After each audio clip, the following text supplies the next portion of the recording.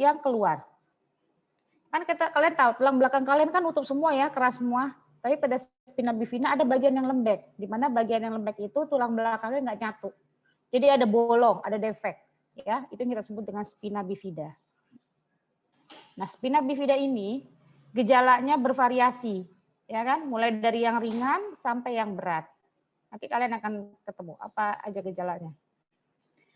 Oke, jadi secara definisi, nih ya, defek. Jadi spina bifida adalah satu defek atau kelainan ya yang terjadi pada tulang belakang nih, ini tulang, kemudian ada tulang yang harusnya nutup jadi nggak nutup, ya, yang disebabkan karena penutupan yang tidak sempurna. Ya, penutup harusnya nutup begini, ya, jadi ada defek, ada bolong, ya.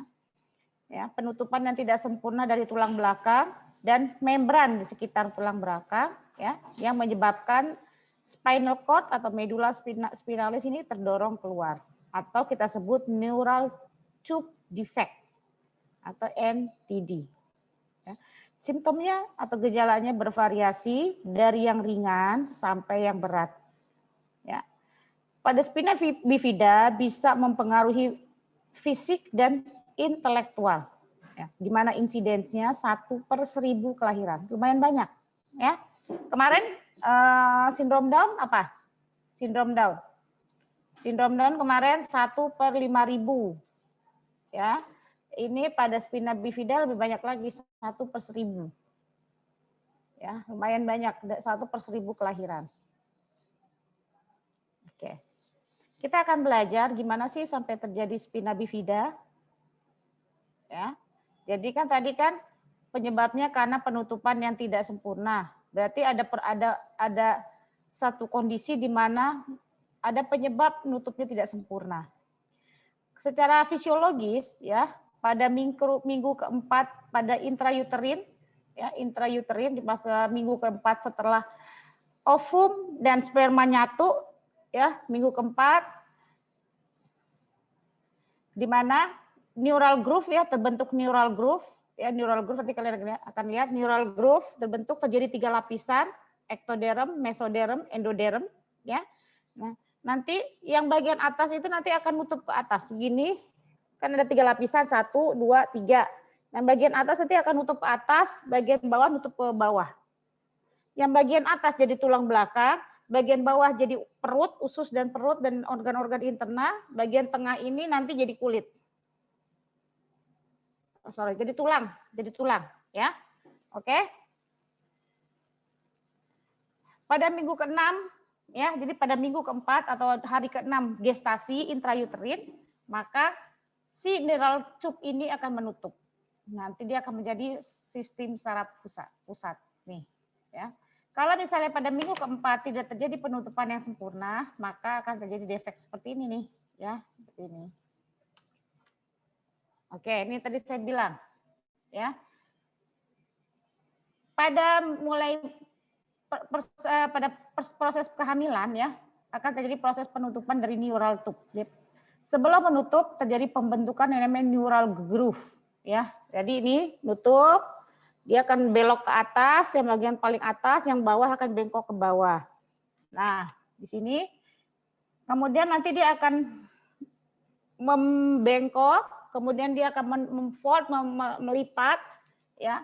Kemudian terjadi fusi di sini, fusi. Nah, ini yang disebut medula spinalis, ya, tulang belakang, medula spinalis di sini. Oke. Nah, ini kalian bisa lihat, ya. Ketika mulai terjadi penutupan neural groove pada minggu ke-6, pada hari ke-26 atau minggu ke-4, ya, sini, ya, mulai nutup. Nah, kalau dia tidak tertutup secara sempurna, maka jadinya seperti ini nih, ya. Nih, lihat. Jadi nggak nutup. Jadi kelihatan, bagian-bagian organ dalamnya kelihatan. Ya, jelas ya? Oke. Nah, ini prosesnya. Ya, terjadi neural groove terbentuk, terjadi folding sampai nutup. Nah, ini gambarannya kalau spina bifidanya dia masih menutup tapi bagian dalamnya tidak menutup. Jadi kelihatannya seperti ini. Jadi hanya ditutupi oleh skin, oleh kulit ya. Ada yang namanya dysraphism spinal. Jadi di sini ketutup tapi di atasnya ada kulit-kulit, rambut-rambut halus, menghitam. Nah, ini salah satu tanda dari spina bifida. Nah, apa penyebab si neural tube-nya itu gagal menutup? Ya. Yang pertama ada faktor genetik. Oke, ada faktor genetik di mana ras ya, terutama ras Hispanik dan ras Eropa itu paling banyak terkena spina bifida. Oke, pertama ras. Kemudian pada saat proses kehamilan ada yang kalau si ibu terjadi masalah nutrisi ya, masalah nutrisi baik itu kelaparan, ibunya selama hamil kelaparan, ada kekurangan vitamin. Nah, satu lagi yang paling banyak di Indonesia, kekurangan asam folat. Ya, karena asam folat itu merupakan fungsi dari pematangan dari sel saraf. Ya, pada orang-orang Indonesia paling banyak karena masalah asam folat defisiensi. Lanjut karena ada obat anti epilepsi. Nah, menyebabkan terjadinya spina bifida. Faktor lain apa? Faktor environmental, faktor lingkungan. Ya, pada polusi, ada X-ray, ya, ada yang namanya beberapa kondisi keracunan potato. Potato apa? Kentang. Racun pada kentang. Nah, ini berdasarkan penelitian bisa mempengaruhi terjadinya spina bifida. Nah, selain penyebab-penyebab ini, ada juga masalah faktor resiko. Ya, faktor resiko yang menyebabkan si anak mengalami spina bifida.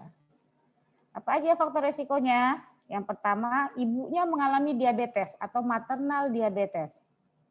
Ya, karena adanya maternal diabetes menyebabkan si bayi mengalami apa namanya ya?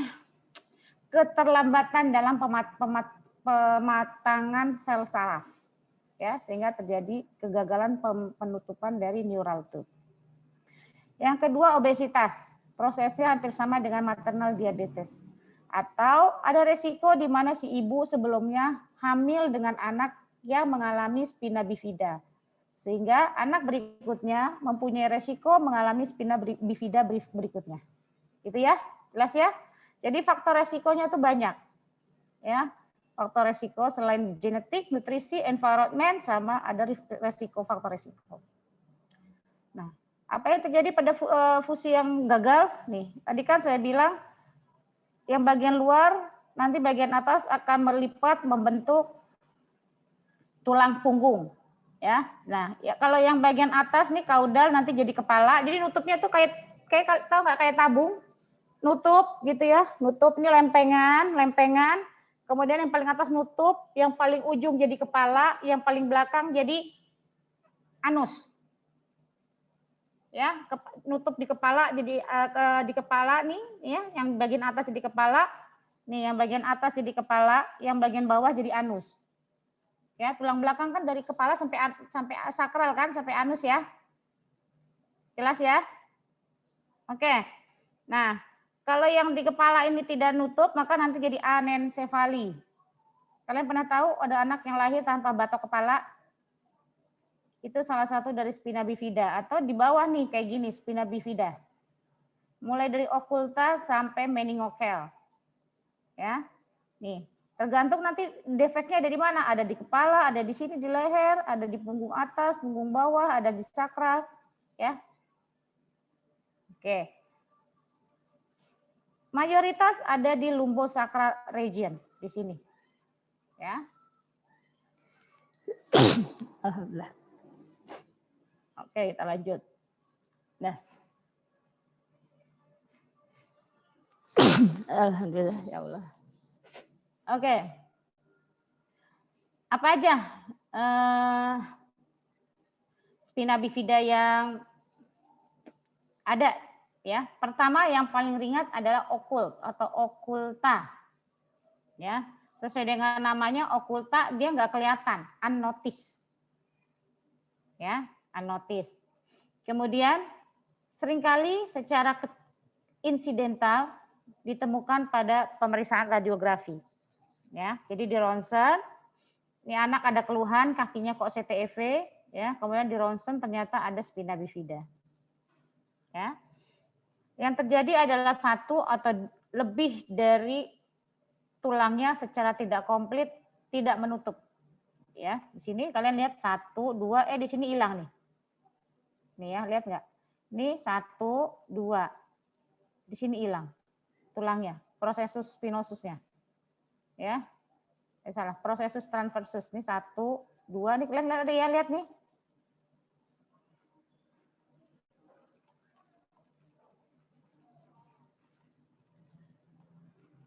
Nih, ya, kelihatan nggak? Ini ada garis nih, 1, ada 2, ya. Nah ini hilang nih garisnya. Ini merupakan spina bifida karena tulangnya ini nggak terbentuk. Ya, oke. Jadi menutup 1 atau 2 ruas, tidak menutup secara sempurna. Karena dia tidak menutup secara sempurna, maka seringkali ada dimple. Nih dimple. Ya.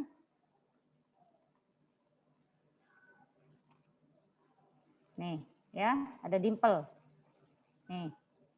Oke, kelihatan kan dimple-dimple tuh, dimple tahu nggak? Lesung pipit, lesung pipi, jadi ada lekukan-lekukan di kulit. Ya. Atau ada daerah-daerah yang lebih gelap atau ada pembengkakan di sekitar area yang kena. Ada namanya hairy patch. Hairy patch ada rambut ya. Dystrophism, hairy dystrophism. Jadi ada rambut-rambut kecil numbuh di sekitar kulitnya. Ya, di sekitar kulitnya di sini. Nih di atas ini nih, ya. Spinal cord biasanya normal. Tidak perlu terapi kalau tidak ada gejala. Jadi kalau tidak ada gejala seperti kelemahan, kemudian CTEV atau yang lain-lain, maka kita tidak perlu terapi. Ya. Oke, yang kedua. Tadi yang pertama okulta. Ya. Spina bifida tipe pertama adalah okulta. Yang kedua yang kita sebut dengan meningokel. Ya, meningokel. Jadi sesuai namanya meningen. Ocel. Ada lapisan meningen yang masuk ke dalam kantung spina bifida. Ya, meningon cell. Nah, jadi ini tipe dari spina bifida yang jarang. Ya, yang jarang di mana bagian-bagian dari meningen ini ya spinal cord-nya nggak ikut masuk, tapi hanya selaput bagian luarnya aja keluar masuk ke dalam kantong spina bifida. Maka kita sebut meningokel. Ya, di situ ada seperti kista, ada cairan yang mengisi si kantongnya ini melalui bagian spinal tulang belakang yang terbuka. Sakus atau kantong ini mengandung membran yang sebenarnya dia memproteksi spinal cord. Ya, oke, jelas sampai sini bedanya? Kalau di sini nggak ada apa-apa di kantongnya doang, ya. Jadi dia karena ada defek, jadi dia apa namanya?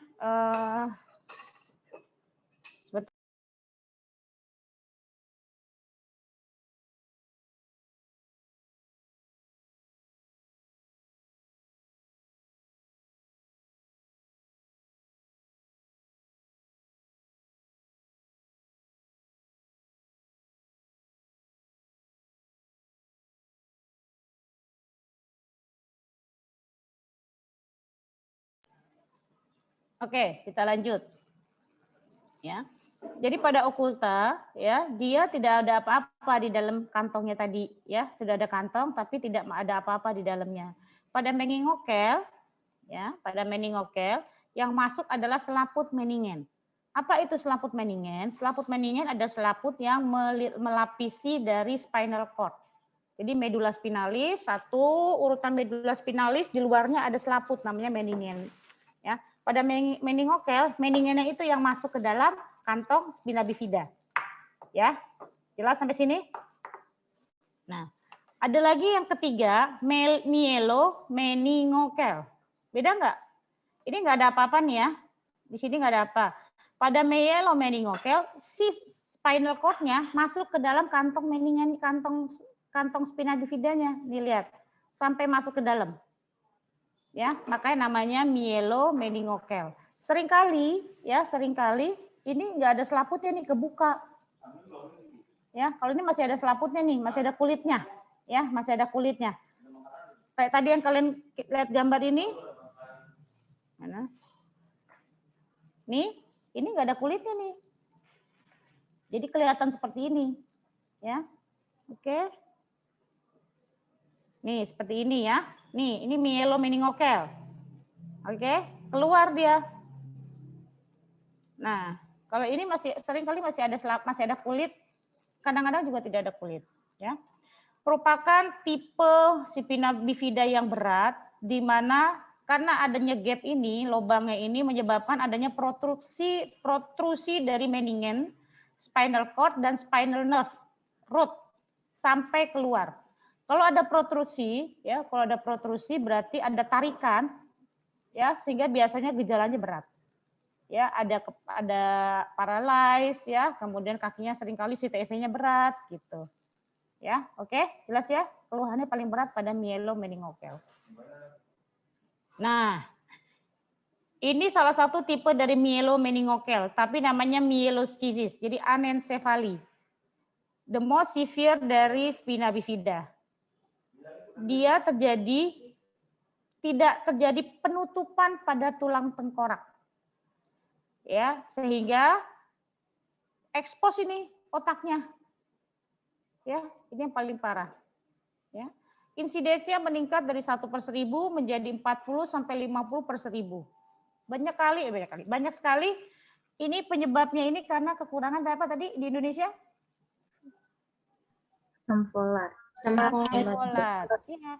Jadi karena kurangnya asam folat. Kenapa? Karena di Indonesia orang mulai minum asam folat setelah ketahuan hamil. Ya, setelah ketahuan hamil. Padahal kan tadi kalian tahu kan pembentukan penutupan dari neural tube terjadi pada hari keberapa? Hari keberapa? 26, Bu. Hari ke-26. Pada hari ke-26. Sedangkan orang-orang Indonesia baru tahu hamil setelah minggu keberapa kehamilan? Minggu keempat biasanya. Minggu kedua. Biasanya minggu kedua. Jadi minggu kedua sampai ketiga lah bisa. Karena biasa gini, mereka udah terlambat haid, ya, terlambat haid baru tahu hamil. Baru memeriksakan diri. Nggak ada orang yang belum terlambat udah periksakan saya hamil, padahal belum terlambat haid gitu, nggak ada, ya. Nah, biasa kalau udah baru ketahuan hamil itu minggu kedua, ketiga, ya, rata-rata minggu ketiga. Nah, kalau dia mulai konsumsi asam folat terlambat. Sedangkan sebelumnya dia mungkin kekurangan asam folat yang parah. Jadi terjadi kegagalan penutupan pada neural tube. Makanya tadi saya bilang, selain faktor genetik, maka faktor si ibu, faktor lingkungan, faktor gizi juga sangat menentukan terjadinya spina bifida. Ya, jelas ya? Ini yang paling banyak. Saya pernah waktu masih kuliah ada pas lagi stase di Objin, ya, pas lagi bantuin lahiran seorang ibu yang yang belum hamil selama 7 tahun pernikahan. Akhirnya hamil dia, begitu lahir anaknya begini. Ya, anencefali. Hanya bertahan sekitar 7 jam. Ya, ini kan terekspos nih, kebuka. Jadi perawatannya harus basah terus, harus dibasahi sama air NaCl, air infus, ya kan, harus lembab. Kalau enggak dia kering. Akhirnya mati otaknya. Ya. Oke, tadi ini ya. Ya, sebelumnya saya jelasin. Akut, meningokel, myelomeningokel, myeloskisis. Nih, myeloskisis yang paling berat, anencefal, ya. Oke. Nah, bagaimana cara mendiagnosis? Ya, mendiagnosis biasanya kalau ada riwayat ibu anak sebelumnya mengalami spina bifida, maka pada saat kehamilan bisa diperiksa namanya alfa fetoprotein. Ya. Apa itu alfa fetoprotein? Alfa fetoprotein itu merupakan suatu protein yang dihasilkan oleh anak yang belum lahir, unborn babies. Ya. Dilahirkan, kemudian dites, diukur.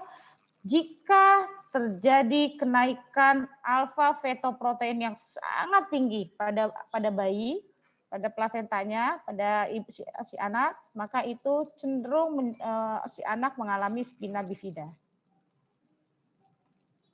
Oke, jelas ya? Itu yang pertama. Kemudian dilakukan ultrasonografi, USG kehamilan. Bisa kelihatan kalau spina bifida yang okulta, bukan okulta nggak kelihatan. Yang meningokel atau mielokel, ya, mielomeningokel atau anaknya yang anencefali bisa kelihatan. Ya, sekarang kan USG-nya udah USG 4 dimensi ya, 4D. Jadi kelihatan tuh bentuknya, ya. Atau diperiksa namanya amniocentesis. Kalau tadi AFP darah si ibu. Kalau amniocentesis diperiksa cairan ketuban dari si anak, diambil cairan ketubannya lewat perut ya. Pakai jarum yang panjang lewat perut diambil, diperiksa level AFP-nya, alpha fetoprotein. Sama, kalau dia tinggi sekali itu curiga terjadinya spina bifida. Atau dilakukan MRI, jelas deh MRI, pasti kelihatan. Oke. Dan yang pasti ya, spina bifida occulta tidak dapat didiagnosis sampai rata-rata sampai late childhood. Sampai menjelang remaja gitu ya. Kenapa? Gini, jadi karena saking nggak kelihatan ya, gejalanya tuh subtle banget, gejalanya tuh nggak kelihatan. Hanya tiba-tiba misalnya ketika ada anak umur 12 tahun ya, 12 tahun tiba-tiba dia mengeluh sering kakinya lemes, sering jatuh. Ternyata begitu diperiksa dia spina bifida yang okulta. Ya. Oke. Nah, ini ya. Kalau misalnya kita ketemu anak dengan spina bifida, maka yang kita lakukan satu adalah observasi. Ya, observasi. Apa yang diobservasi? Apa yang harus kalian lihat? Kalian buka bajunya, lihat ada benjolan enggak, ada kantong enggak, ada hirsutisme atau tadi hairy patch, hairy dystrophism. Ya. Kemudian lihat colornya, lihat kulitnya, warna kulitnya. Ya, warna kulitnya ada perubahan atau tidak, ada menghitam atau tidak. Ya. Kemudian lakukan pemeriksaan fisik. Kenapa? Karena pada spina bifida biasanya terjadi penurunan tonus otot. Ototnya mengalami hipotonus. Ya. Hipotonus, kemudian refleksnya turun. Kalau dia hipotonus rata-rata mengalami muscle weakness, paralyzed, ya. Kemudian terjadi kehilangan sensasi di bawah level lesi. Misalnya kalau lesinya di torakal berapa? Torakal 10 atau lumbar, maka di bawah lumbar, di bawah lesinya dia mengalami hip estesi, loss of sensation, ya. Seringkali terjadi kifosis atau skoliosis, ya. Pada kasus-kasus yang berat akan terjadi yang namanya foot deformity, CTEV, congenital talipes equinovarus. Ya. Oke. Satu lagi keluhannya adalah bladder and bowel dysfunction. Seringkali terjadi neurogenic bladder. Ya, pipisnya suka ngompol. Ya, nggak bisa nahan karena tonus ototnya kan kurang, jadi dia tidak bisa nahan. Kalau mau pipis tiba-tiba ngompol gitu aja. Jelas sampai sini? Ini udah, tadi ini udah. Nah, apa komplikasinya? Infeksi, hidrocephalus, tethered cord. Ya, tahu nggak tethered cord? Jadi tadi gambaran mana sih? Nah ini, ya kalian lihat ini. Pada mielomeningokel kan dia ketarik ke dalam. Ya, ketarik ke dalam sakus nih, ke dalam kantong. Nah, yang disebut dengan tethered ya, ketarik, jadi akhirnya sampai putus, ini sampai ketarik terus sampai ke dalam nih. Medula spinalsnya sampai akhirnya dia putus sehingga terjadi spinal cord injury, bisa. Ya, ketarik terus masuk ke dalam sakus, kan sakusnya besar nih. Jadi dia narik terus masuk ke dalam gitu. Ya. Itu disebut dengan tethered cord. Kemudian terjadi kontraktur di lower deformity pada foot, pada kaki. Tadi terjadi CTEV. Bisa terjadi osteoporosis. Akibat osteoporosis terjadi fraktur. fraktur kompresi atau terjadi kompresi luka atau kita sebut dengan ulcus decubitus, ya. Pada anak-anak dengan spina bifida seringkali terjadi obesitas. Nah, kadang-kadang nih yang ketahuan pada anak-anak dengan spina bifida occulta, mereka lateks alergi. Ya, rata-rata nih yang spina bifida occulta dia alergi terhadap lateks. Lateks itu kayak plastik, tahu nggak kalian plastik sarung tangan yang buat medis? Nah itu lateks. Nah itu alergi tuh anak-anak spina bifida sama lateks. Ya, oke. Terjadi pubertas yang lebih dulu, early puberty. Nah, seringkali terjadi gangguan disabilitas intelektual, di mana anaknya akhirnya mengalami learning disability, gangguan belajar. Ya, oke. Spina bifida yang mengalami masa dewasa seringkali mengalami masalah fisik dan sosial. Ya, karena mereka merasa malu dengan kondisinya, seringkali mereka melakukan social isolation. Jadi menarik diri dari lingkungannya. Nah, ini sangat bermasalah ini, ya. Oke. Seringkali juga mengalami sexual dysfunction. Yang tadi kan tonusnya kurang semua, hipotonus, sehingga mengalami seringkali pada laki-laki tidak bisa ereksi, ya, mengalami sexual dysfunction, ya. Kemudian terjadi masalah psikologis, ya, karena tadi urin incontinence, ngompol, ya, ngompol, dia nggak tahu, orang nggak bisa ngerasa kok, dia bisa merasa tapi tidak bisa menahan, ya, karena kan tonusnya kan lemah tadi ya, hipotonus. Jadi kalau kita mau pipis, kalian begitu terasa mau pipis, kalian bisa nahan sampai 2-3 jam kemudian kan, karena kalian bisa nahan. Pada anak-anak dengan spina bifida yang mengalami neurogenic bladder, begitu dia berasa mau pipis, langsung keluar air kencingnya. Kenapa? Karena sphincter externusnya, otot sphincter externusnya, uretra externus itu nggak bisa nahan. Ya, tonusnya kurang. Jadi akhirnya mereka lack of self confidence. Ya. Seringkali merasa rendah diri. Nah, itu yang menyebabkan akhirnya terjadi social isolation. Dia nggak mampu bekerja, tidak mampu melakukan aktivitas untuk self care misalnya. Ya. Oke, jelas ya? Nah, ini kalian bisa baca nih. State inference psychology concern pada anak-anak yang masa anak-anak, pada adolescent atau adult, ya. Apa yang terjadi? Pada medical and neuropsychological issue, ya, terjadi disabilitas yang berat, ya, gangguan medis, ya, health statusnya mengalami penurunan yang sangat banyak yang berat. Oke, kemudian terjadi pada self care dependence terhadap orang tua, social immaturity, social pasif, ya, dia sedikit punya teman. Ya, jadi semuanya berpengaruh terhadap ada masalah sosial dan psikososial dari si anak dengan spina bifida. Ya, kalau dia sudah mengalami usia lanjut, ya usia tua, ya usia dewasa, ya, karena dia ada masalah tadi, masalah harga diri, ya, self esteemnya yang rendah. Seringkali si orang yang mengalami spina bifida mengalami depresi. Ya kan, coba kalian ya, kalian pengen kerja tapi kok gimana rasanya ngompol terus, dikit-dikit bau pesing, pasti masalah depresi, ya. Kemudian masalah sosialnya, ya, physical appearance juga dia malu, ya, dan berpengaruh terhadap kualitas hidup. Nah, ini sangat berat buat anak-anak dengan spina bifida. Ya. Bagaimana rehabilitasi dan follow up-nya? Tujuan dari rehabilitasi anak-anak dengan spina bifida adalah improve quality of life dan independence level of the individual. Jadi kita pastikan se-independen mungkin si anak untuk melakukan self care, ya, melakukan aktivitas sosialnya, melakukan aktivitas role-nya dia sebagai seorang manusia. Nah, kita harus se-independen mungkin.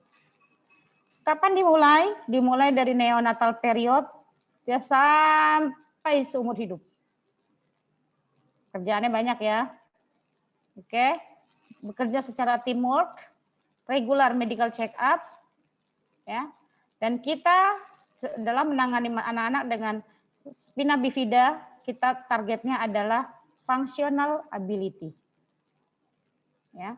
Kalian nggak usah mikir-mikir ntar ini gimana spina bifidanya nutup apa tidak atau gimana, nggak usah lah. Pokoknya yang penting functional ability, ambulasi, ya anak bisa nggak mampu mobilisasi, kemudian bahasanya gimana, kognitifnya gimana, motor functionnya gimana, itu aja yang harus kalian pikirin. Sudah bisa belum ambulasinya sesuai dengan milestone-nya, bahasanya gimana, motor functionnya gimana, seperti itu. Itu yang jadi harus kalian record untuk evaluasi secara berkala. Umur sekian udah tercapai belum, milestone-nya umur sekian sudah tercapai belum, ya. Tools-nya ya, hover bisa nih, GMFCS, bisa functional mobility scale atau milestone juga bisa. Kemudian lakukan program exercise. Apa yang jadi konsiderasinya? Usia dan clinical state dari si pasien. Goalnya tadi, independence ambulasi. Ya. Lihat milestone-nya gimana, ya. Kemudian perlu nggak dia ortosis, perlu nggak exercise. Untuk menghindari kontraktur, lakukan passive dan active from exercise, positioning, stretching. Nah, untuk biar si anak bisa jalan, maka lakukan strengthening terutama otot quadriceps. Ortosis, ya. Perlu apa tidak kita ortosis? Tergantung dari capaian ambulasinya. Ya, kalau ambulasinya sekitar umur 3 tahun belum bisa jalan, apakah ada yang bisa dibantu dari ortosisnya? Ya, butuh kavo nggak? Butuh grafo nggak? Atau dia mau jalan tanpa avo bisa? Atau hanya perlu dia walker? Gitu ya. Nih, kavo, ya, atau dia hakavo dengan walker, tergantung, ya, tergantung. Oke, jadi ya, summary-nya bahwa rehabilitasi pasien dengan spina bifida merupakan proses yang berjalan seumur hidup, ya. Dilakukan secara family center dan multidisiplin approach. Targetnya adalah independence of lifestyle. Oke, selesai? Ada pertanyaan? Dok, izin bertanya, Dok. Ya. Kalau misalnya udah ketahuan nih di USG anaknya spina bifida, terus sebagai orang tua itu harus gimana gitu, Dok? Kan tadi dari awal sedini mungkin dilakukan rehabilitasi. Karena yang pertama adalah orang tua tahu kalau anak spina bifida, ya. Levelnya spina bifida level yang mana? Ya, level dari stage yang okulta atau yang paling parah. Ya, rata-rata mungkin taunya antara 1 dan 2, ya. Nah, setelah itu kita harus edukasi dari orang tua bahwa apa?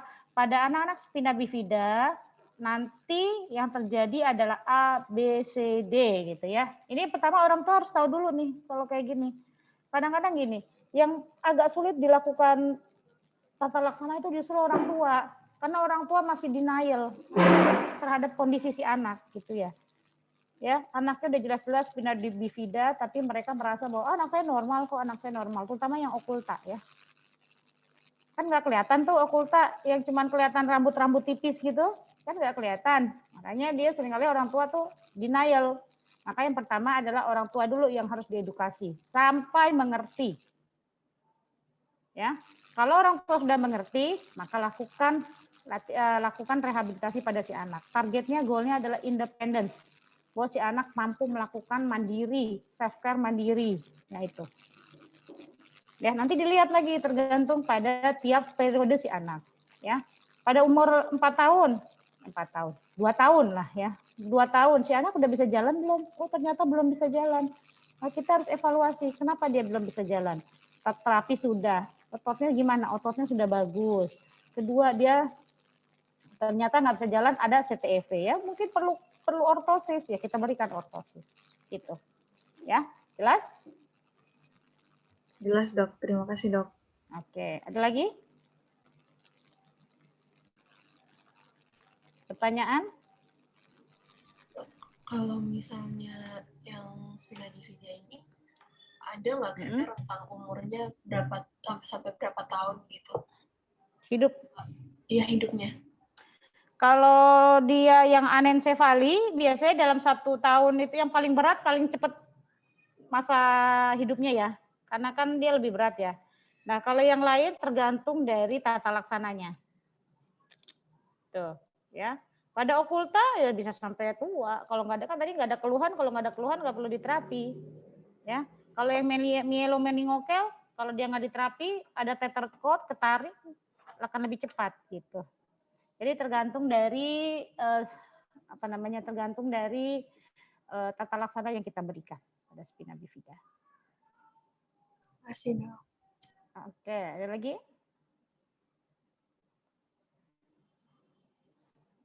Siapa Maharani? Pertanyaan nggak Maharani? Sudah tadi dok kan. Udah ya. Yang lain? Siapa? Masuk semua ya? Masuk nggak? Masuk Nadia? semua dok. Nadia mana? Aulia mana Aulia?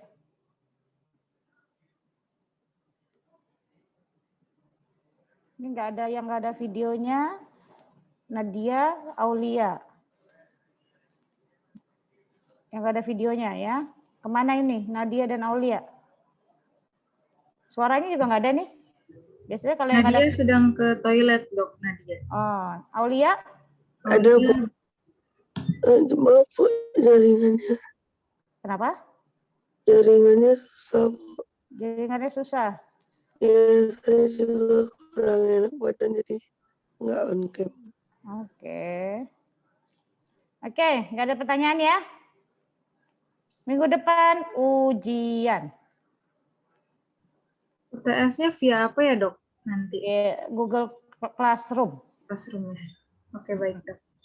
Pilihan ganda 50. Ya, pilihan ganda 50 soal. Kerjain semuanya. Ya. Dok, Oke. izin bertanya dok. Tapi mengenai matris, berarti pengumpulan proposal Kamis ini ya dok? Iya, kirimin dalam satu folder biar saya bisa nge-access pakai Google Drive aja ya. Berarti Kamis jam 12. Jangan satu-satu ya, jangan satu-satu ngirimnya ya. Oke. Biasanya ujian UTS itu rada-rada jelek. Ya, jadi belajar yang benar. Oke, ada lagi pertanyaan? Ya, saya nggak kasih tugas supaya kalian bisa belajar. Oke, sampai ketemu Maharani, tolong absennya ya. Oke, Assalamualaikum warahmatullahi wabarakatuh. Waalaikumsalam warahmatullahi wabarakatuh. Terima kasih dok. Terima kasih dok. Sama-sama. Dok. Waalaikumsalam.